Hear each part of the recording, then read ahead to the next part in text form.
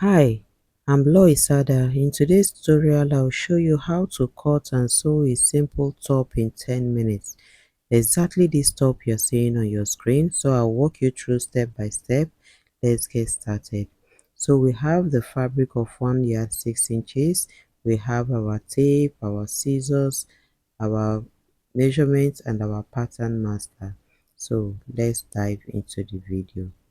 So I folded the fabric using the hip circumference of 46 divided by 4, which is 11.5 plus 4 inches ease allowance, which is 15.5, but the total I folded was 16 inches.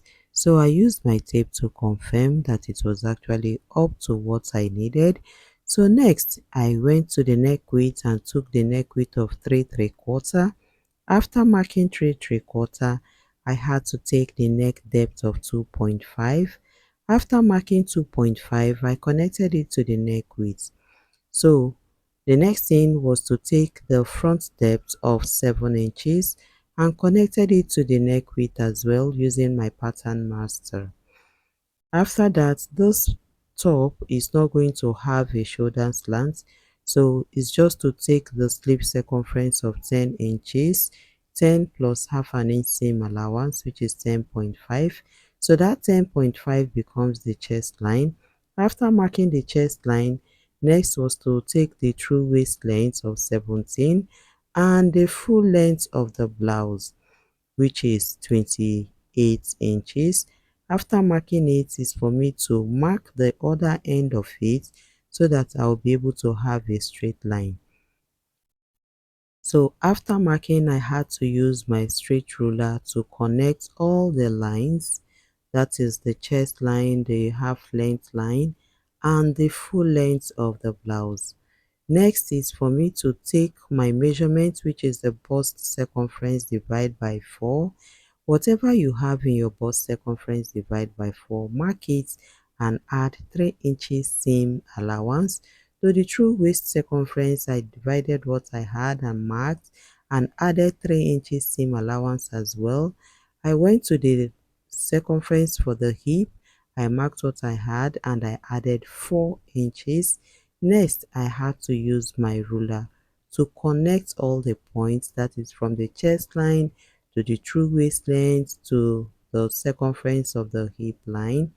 After that, I will use my ruler to connect and then use my free hand to connect the armhole area so that I will not have any mess around that area. Next is for me to go to the true waist length and mark 5 inches so that I will connect it to the center front. So see what I am doing, the way I placed my ruler, I had to connect that point to have that sharp or bad waistline. It is time for me to cut.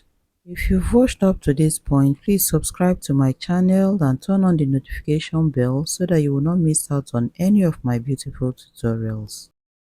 So after cutting, notch the neck width, also notch the center front. After notching, open the top.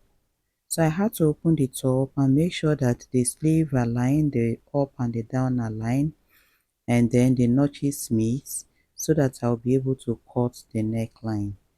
So I had to drop the 7 inches neckline for the front only because we've already cut the back.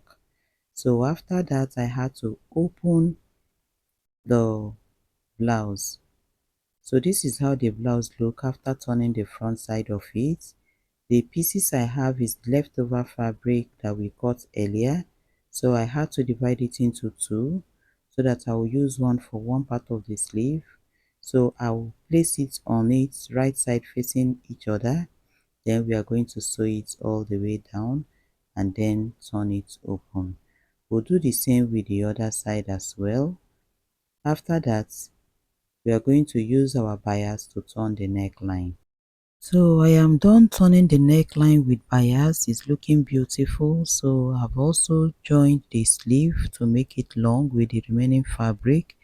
So the next thing to do is to fold the fabric to the back side, then hold the sleeve area and sew all the way down After sewing all the way down, it is time to put our elastic casing. We'll do the same for the two sleeves, and after that we are going to put our belt that we want to put by the side. See how I'm fixing it? Just do the same, put it at the waistline, sew it all the way down, and then hem the downside. After hemming the downside, the remaining fabric, the fabric we cut earlier from the neck, I had to use bias to turn it all round. So I'm going to use it as a design for the front side because I don't want the front side to be plain just like that. See how I am placing it? I am going to use my sewing machine to sew it. So we are done with the top. The design we made earlier that we used bias, we've already attached it. We've hemmed the downside of the top. We've fixed our belt and we've done our elastic casing. Let's put it on the mannequin. This is a finished look, guys. Thanks for watching and subscribe to Lois Sada for more easy sewing tutorials on this channel. Watch the video next to this to learn more.